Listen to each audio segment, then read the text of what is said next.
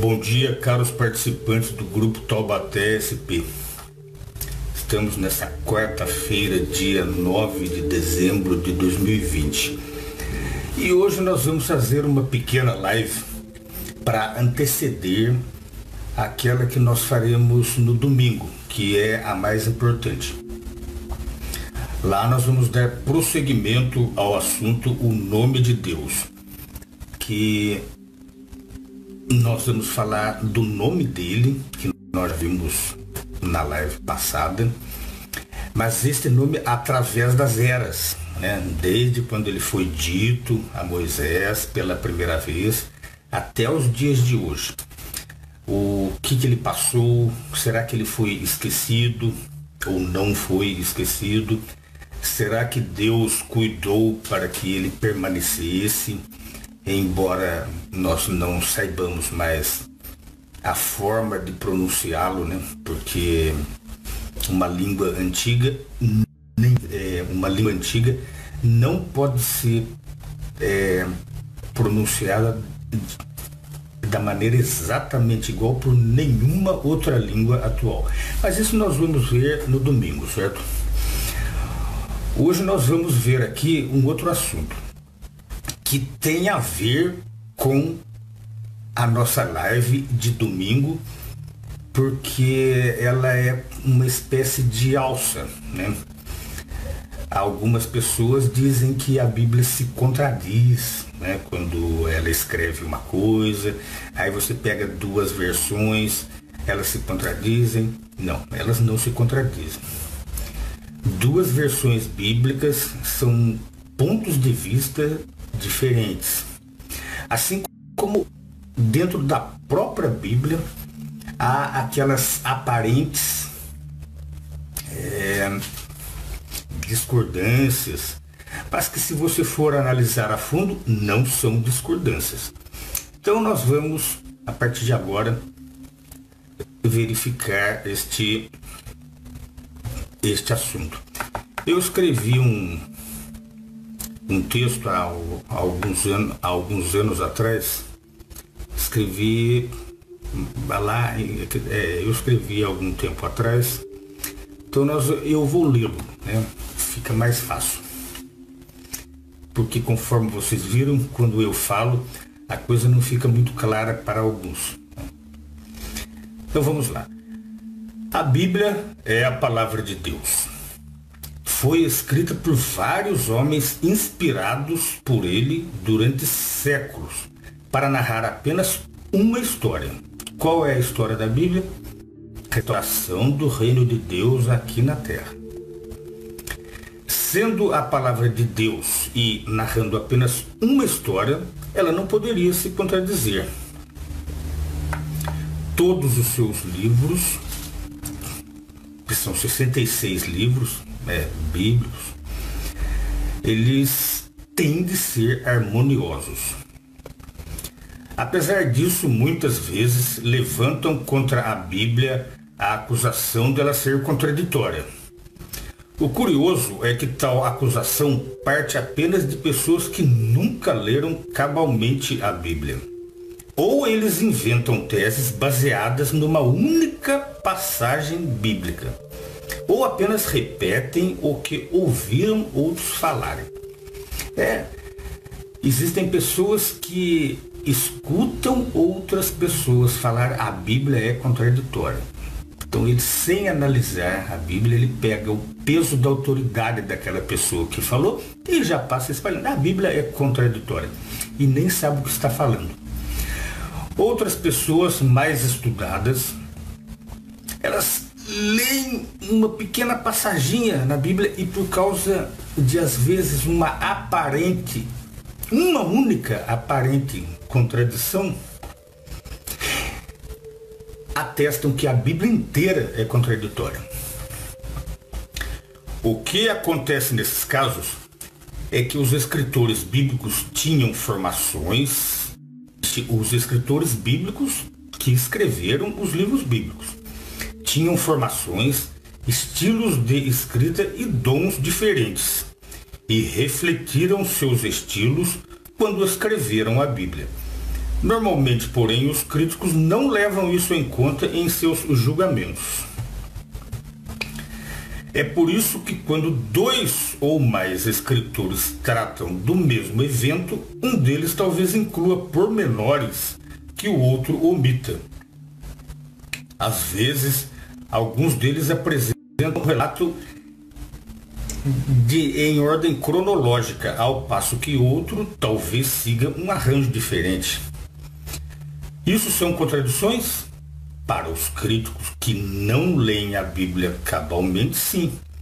Mas para os que a leem cabalmente, é o contrário. Uma narrativa, ao invés de contradizer, ela enriquece a outra. Vamos ver alguns exemplos destas aparentes contradições. O primeiro exemplo trata de um oficial do exército. Veja, por exemplo, Mateus capítulo 8, versículo 5, onde lemos que quando Jesus entrou em Cafarnaum, está escrito assim, veio a ele um oficial do exército suplicando-lhe. Suplicando o quê? Que Jesus curasse o seu servo. Mas em Lucas capítulo 7, versículo 3, lemos que este oficial do exército enviou-lhe anciãos dos judeus para lhe pedir que viesse e fizesse seu escravo passar por isso a salvo. A dúvida dos críticos é: foi o oficial do exército quem falou com Jesus ou ele enviou os anciãos? Isto é uma contradição entre Mateus e Lucas? Pode parecer incrível, mas unicamente com base nesses dois textos, os críticos, muitos deles líderes religiosos, dizem que a Bíblia inteira é contraditória. Mas, se pensassem um pouco mais, veriam o seguinte: evidentemente, o oficial enviou anciãos dos judeus. Por que então diz Mateus que o próprio homem suplicou a Jesus? Simplesmente porque o homem realmente pediu isso a Jesus, embora por meio de anciãos judeus. Os anciãos serviram de porta-vozes dele. Mateus simplesmente não mencionou os anciãos, ou o meio do oficial pedir a ajuda a Jesus. Para entender melhor isso, imagine que você receba uma carta enviada do correio, de alguém lhe pedindo ajuda. O fato da carta ter sido entregue por um carteiro te causaria dúvida quanto à autoria dela? Certamente que não. Do mesmo modo aconteceu com o relato de Mateus. Pense também no seguinte: lemos em 2 Crônicas 3:1. Por fim, Salomão principiou a construir a casa de Deus em Jerusalém.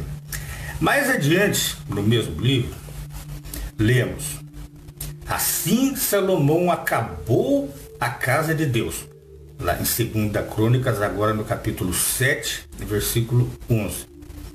Será que Salomão pessoalmente construiu o templo do começo ao fim? Um único homem construiu o templo de Salomão? Claro que não. A construção propriamente dita foi feita por uma multidão de artífices e trabalhadores. Mas Salomão foi o organizador da obra, o responsável por ela. Por isso, a Bíblia diz que foi ele quem construiu a casa de Deus. Do mesmo modo, o Evangelho de Mateus nos diz que o comandante militar se dirigiu a Jesus. Apenas acrescenta o pormenor de que ele se dirigiu a Jesus por meio dos anciãos dos judeus. Vejam outro exemplo: os filhos de Zebedeu. Em Mateus capítulo 20, versículos 20 e 21, lemos: aproximou-se de Jesus a mãe dos filhos de Zebedeu com os seus filhos, prestando homenagem e pedindo-lhe algo. Ela pediu, agora explicando o texto, ela pediu que seus filhos obtivessem a posição mais favorecida quando Jesus entrasse no seu reino. No relato de Marcos sobre este mesmo evento, lemos: Tiago e João, os dois filhos de Zebedeu, aproximam-se de Jesus e disseram: Instrutor, queremos que faças para nós o que for que te peçamos. A dúvida dos críticos: foram os dois filhos de Zebedeu ou foi a mãe deles que fez o pedido? Do mesmo modo como aconteceu com os relatos acima mencionados, antes mencionado, como o de 2 Crônicas, fica evidente que foram os dois filhos de Zebedeu que fizeram o pedido, conforme Marcos declara. Mas fizeram-no por meio da sua mãe, embora, conforme Mateus diz, ela era porta-voz deles. Isto é apoiado pelo relato de Mateus de que, quando os outros apóstolos souberam o que a mãe dos filhos de Zebedeu tinha feito, ficaram indignados, não com a mãe, mas com os dois irmãos. Se fosse a mãe, eles teriam ficado indignados com a mãe deles, né? Se tivesse sido obra apenas da mãe dele, não haveriam motivos para serem censurados. Escutou alguma vez duas pessoas descreverem um acontecimento presenciado por ambas? Em caso afirmativo, notou que cada pessoa enfatizou os pormenores que mais a impressionaram. Uma delas talvez deixasse fora coisas que a outra incluiu. Ambas, porém, falaram o mesmo relato. O mesmo se dá com os 4 relatos evangélicos, Mateus, Marcos, Lucas e João, sobre o ministério de Jesus, assim como se dá com outros eventos históricos relatados por mais de um escritor bíblico. Cada escritor escreveu informações exatas, mesmo que um relatasse pormenores que outro deixou de relatar ou omitiu por não achar importante. Por se considerarem todos os relatos, pode-se obter um entendimento mais pleno do que aconteceu. Essas variações provam que os relatos bíblicos são independentes e sua harmonia básica prova que são verídicos. Ou seja, ao invés de se contradizerem, os relatos se completam, né? Um enriquece o outro. Vamos ver um terceiro exemplo: os filhos de Eva. E essa é uma dúvida clássica, viu? Até pessoas que não se interessam pela Bíblia se interessam por este assunto. Muitas vezes, aparentes incoerências podem ser solucionadas por se examinar todo o contexto. Considere o muitas vezes levantado problema da esposa de Caim. Lemos em Gênesis capítulo 4, versículos 1 e 2. A seu tempo, Eva deu à luz Caim e disse: produziu um homem com o auxílio de Deus. Mais tarde, deu novamente à luz seu irmão Abel. Conforme é bem conhecido, logo em seguida a este relato, Caim matou Abel. Mas depois lemos sobre Caim ter uma esposa e filhos, lá em Gênesis capítulo 4, versículo 17. Se Adão e Eva tiveram apenas 2 filhos, conforme dizem os críticos, onde encontrou Caim sua esposa? Alguns especialistas explicam que só pode ser porque havia outros seres humanos na Terra além de Adão e Eva, teorizados por alguns como povos. Por exemplo, alguns teoriam que Adão foi um povo e que Eva foi outro povo. Mas isso é uma teoria, né? É uma teoria absurda, né? Mas Bastaria prosseguir a leitura, coisa que os críticos não fazem, para que a solução para este problema fosse resolvido. Em Gênesis, capítulo 5, versículo 3, lemos que Adão tornou-se pai de outro filho, chamado Sete. E então no versículo seguinte lemos: ele se tornou pai de filhos e de filhas. De modo que Caim se casou com uma das suas irmãs, ou mesmo com uma das suas sobrinhas, ou das filhas de casamentos de seus outros irmãos e irmãs, mencionados apenas na Bíblia como filhos e filhas de Adão e Eva. Certo? Aí as pessoas dizem, mas irmão não pode se casar com irmão, né? Então, não pode hoje, mas antigamente, naquele estágio inicial da história humana, quando a humanidade estava ainda perto da perfeição física, tal casamento evidentemente não apresentava os riscos para os filhos da união como apresentam hoje em dia. Vamos ver um quarto exemplo. A discordância de Paulo e Tiago. Considerarmos o contexto ajuda-nos também a entender o que alguns afirmam ser uma discordância entre o apóstolo Paulo e o outro discípulo, Tiago. Em Efésios, capítulo 2, versículos 8 e 9, Paulo diz que os cristãos são salvos pela fé, não pelas obras. Ele diz: fostes salvos por intermédio da fé, foste salvos por intermédio da fé, não se deve a obras.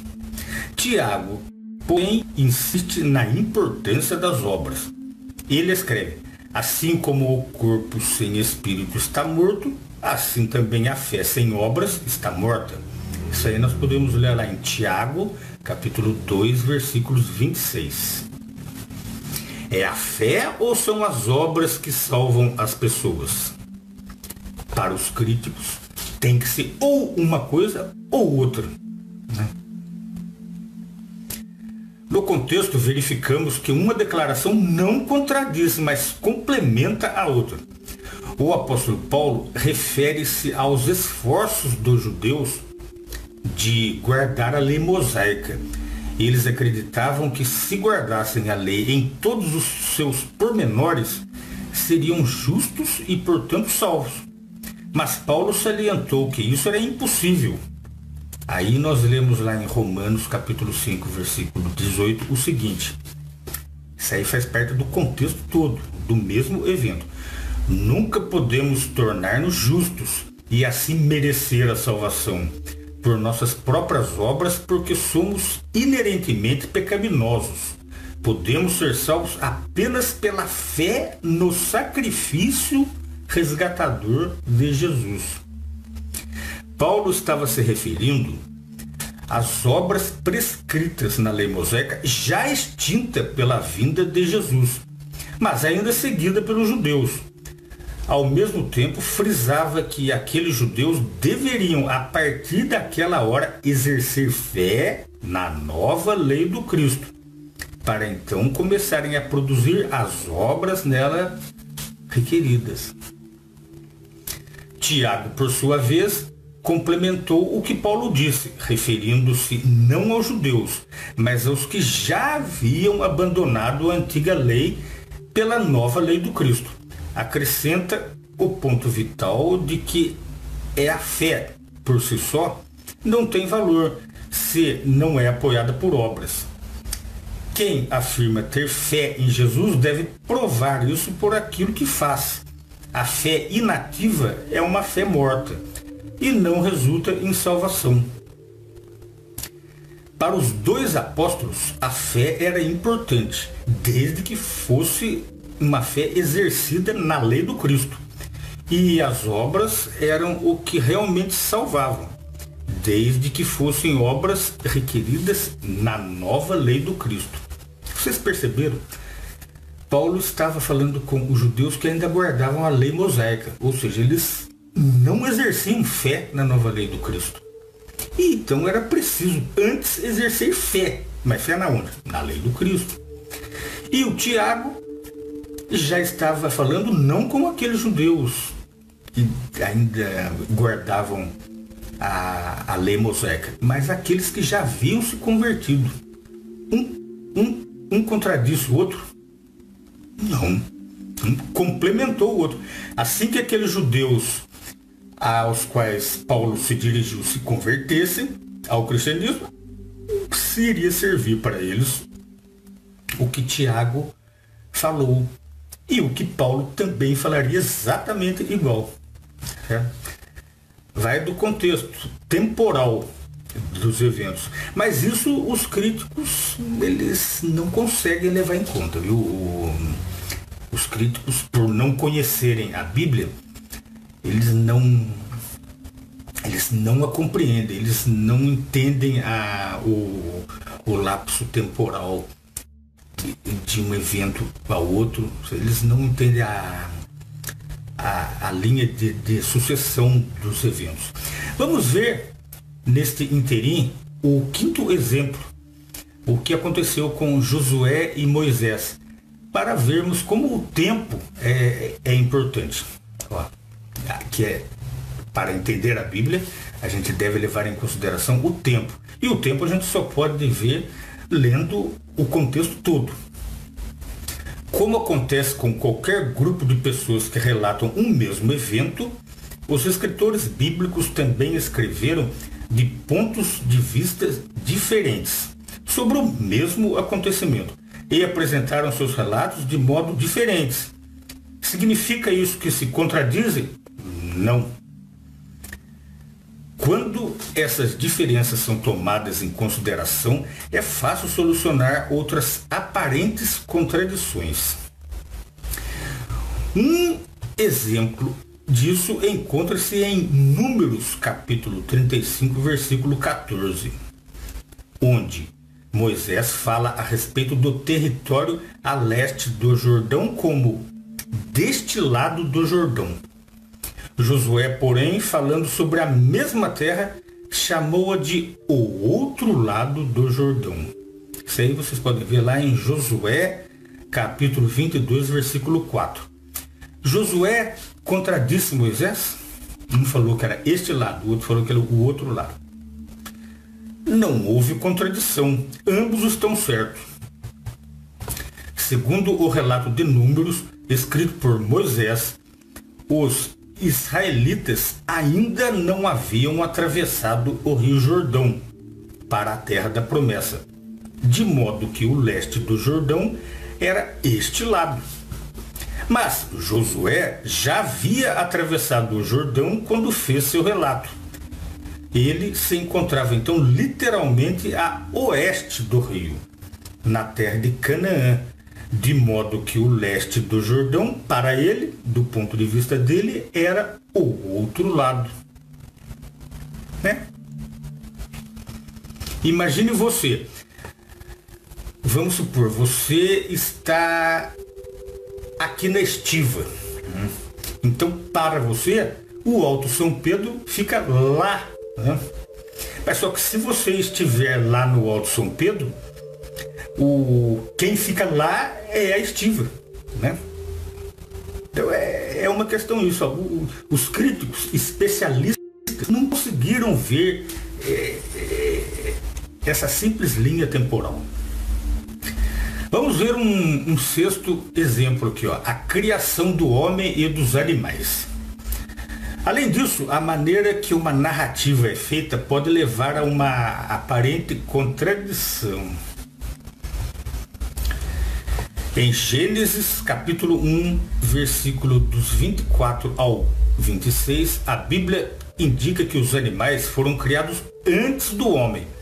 Mas Gênesis, capítulo 2, versículos 7, 19 e 20, parece dizer que o homem foi criado antes dos animais. Levem em conta que o livro de Gênesis foi escrito por uma pessoa só, Moisés. E, portanto, os dois relatos foi escrito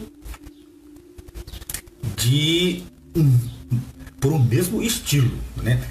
Será que Moisés contradiria a si mesmo? Não. Isso acontece porque os dois relatos da criação consideram-na de dois pontos de vista diferentes, embora tenham sido escritos pela mesma pessoa. O primeiro ponto de vista descreve a criação cronológica dos céus e da terra e de tudo que há neles.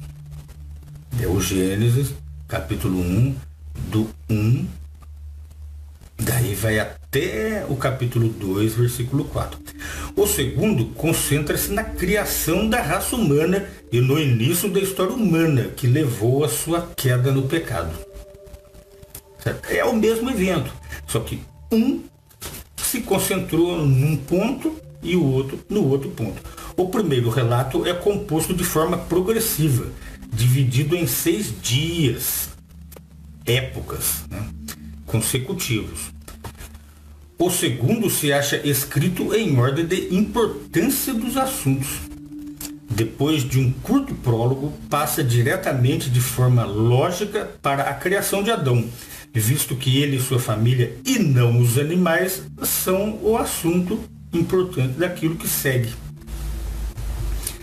Outras informações são então acrescentadas conforme necessárias. Ficamos sabendo que Adão, depois de sua criação, devia viver num jardim no Éden, de modo que se menciona então o estabelecimento do jardim do Éden. Deus mandou que Adão desse nome a todos os animais selváticos do campo e toda criatura voadora dos céus.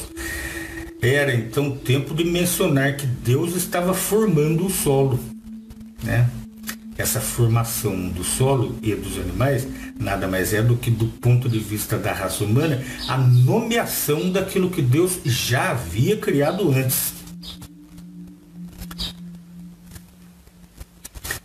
O caso da formação dos animais é o mesmo da formação da terra, né? É descrita lá em Gênesis. Vocês podem ver no capítulo 1, dos versículos do 1 ao 14. Primeiro, Deus criou a terra, que devia estar coberta inteiramente por água. Assim como criou o universo inteiro muito tempo depois, ele começou a formar a terra, para que ela pudesse ser habitada. Os animais já estavam ali muito tempo antes do homem ser criado, mas começaram a ser formados a partir do nome que receberam de Adão. Passaram então a ser conhecidos por nome e a existência deles veio a existir do ponto de vista humano. Será que vocês entenderam? Se vocês não entenderam essa passagem, podem comentar aqui que eu respondo por escrito. Talvez fique mais fácil. Eu cito mais exemplos práticos na atualidade de como que isso pode ser feito. Vamos partir para o 7º exemplo, a conquista de Jerusalém. Às vezes, para resolver aparentes contradições, só é preciso ler o relato do ponto de vista histórico e geográfico, com cuidado, e raciocinar sobre as informações providas. Isso se dá quando consideramos a conquista de Jerusalém pelos israelitas. Jerusalém estava alistada como parte da herança de Benjamim, mas lemos que a tribo de Benjamim não conseguiu conquistá-la. Depois disso, vocês podem ver lá, Josué capítulo 18, versículo 28 e Juízes capítulo 1, versículo 21. Lemos também que Judá não conseguiu conquistar Jerusalém, como se fizesse parte da herança dessa tribo. Por fim, Judá capturou Jerusalém incendiando-a.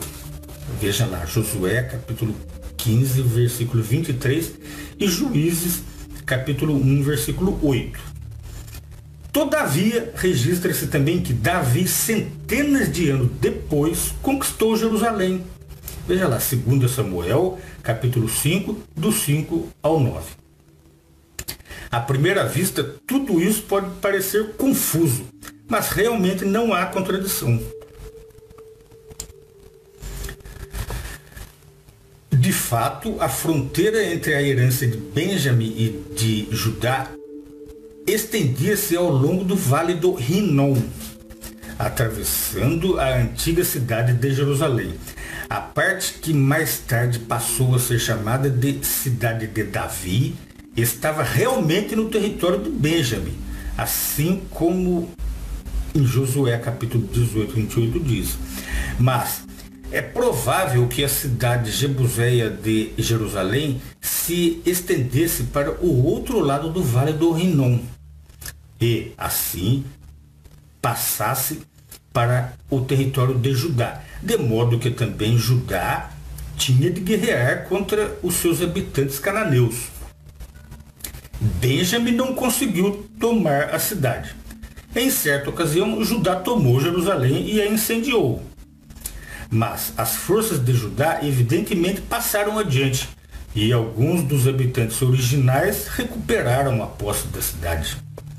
Mais tarde, construíram um bolsão de resistência que nem Judá nem Benjamim conseguiriam remover, de modo que os jebuseus continuaram em Jerusalém até Davi a conquistar muitos anos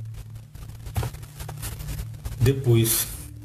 Ou seja, trata-se de um simples e longo relato temporal que os críticos não levam em conta e além como se todo o evento contido nesses dois livros tivesse acontecido no espaço de apenas um mês. Vamos ver o oitavo exemplo, mais um, a Via Sacra de Jesus. Lemos no Evangelho de João a respeito de Jesus ser levado para ser morto. Em João capítulo 19, versículo 17, a gente lê assim, ó, levando ele mesmo a estaca de tortura, saiu. No entanto, lemos em Lucas, lá no capítulo 23, versículo 26. Então, quando o levaram embora, pegaram Simão, certo nativo de Cirene, que vinha do campo, e puseram nele a estaca de tortura para a levar atrás de Jesus. A dúvida dos críticos é, o que eles dizem que é contradição, foi Jesus quem carregou o instrumento de sua morte ou foi Simão quem a carregou para ele? Como aconteceu no relato da conquista de Jerusalém, tudo é uma questão temporal, não levada em conta pelos críticos. No começo da sua via sacra, Jesus evidentemente carregou a sua própria estaca de tortura, assim como João indica. Pouco mais tarde, porém, conforme atestam Mateus, Marcos e Lucas, Simão de Cirene foi recrutado para carregá-la por ele o restante do caminho até o lugar da execução. Simplesmente, Jesus ficou exausto e por isso precisou ser ajudado. Um simples raciocínio na questão nos leva a este resultado, mas ao que parece, nem isso os críticos possuem. Conclusão.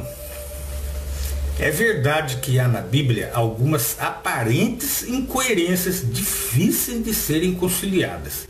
Seria, para isso, preciso um estudo cabal na Bíblia.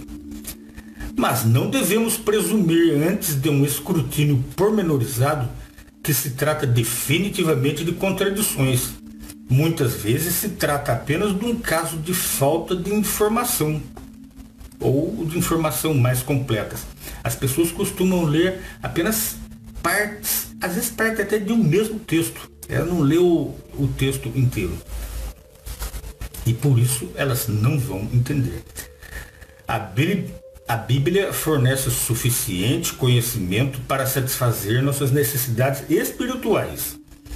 Mas, se ela nos fornece todos os pormenores sobre cada evento, se ela fornecesse todos os pormenores sobre cada evento mencionado, ela seria uma enorme biblioteca, difícil de manejar e impossível de ser lida durante uma vida inteira. Mas em vez disso, ela é o livro jeitoso, fácil de carregar, que lemos hoje. Ou seja, o próprio Deus cuidou para que nós, usando a nossa inteligência que Ele nos criou, pudéssemos, com apenas um livro, saber da história da humanidade inteirinha, tá? Sem nos apegarmos a pormenores desnecessários. E leve em conta que os historiadores estão sempre descobrindo fatos históricos do passado que corroboram o que está escrito na Bíblia. Muitos eventos históricos que antes só se encontravam relatados na Bíblia passaram a ter, principalmente durante o século XX, respaldo em descobertas arqueológicas. Tudo depende da nossa fé na palavra de Deus, né? Ou você acredita em Deus e, portanto, na sua palavra, ou você vai acreditar em críticos que não acreditam em Deus e daí não acreditam na história e não conseguem entender um simples relato, né? Na realidade, a Bíblia é um milagre de condensação. Contém informações suficientes para habilitar-nos a reconhecê-la como mais do que uma mera obra humana. Quaisquer variações que contém provam que os escritores deveras eram testemunhas independentes. Por outro lado, a notável unidade e coerência, dado o tempo em que foi escrita, a Bíblia demonstra sem qualquer dúvida a sua origem divina. Ela é a palavra de Deus, não de homem, e como tal não pode ser mudada, a ponto de confundir e causar estranheza aos homens de fé. Então, meus amigos, espero que com estas considerações, se vocês estiverem interessados, raciocinem melhor. Deus não iria nos confundir com a sua palavra, né? Nem o homem é capaz de mudar a palavra de Deus, conforme muitos atestam, né? Dizem que não, o homem mudou a Bíblia. Não, o homem não tem esta capacidade, viu? Então, uma boa quarta-feira a todos.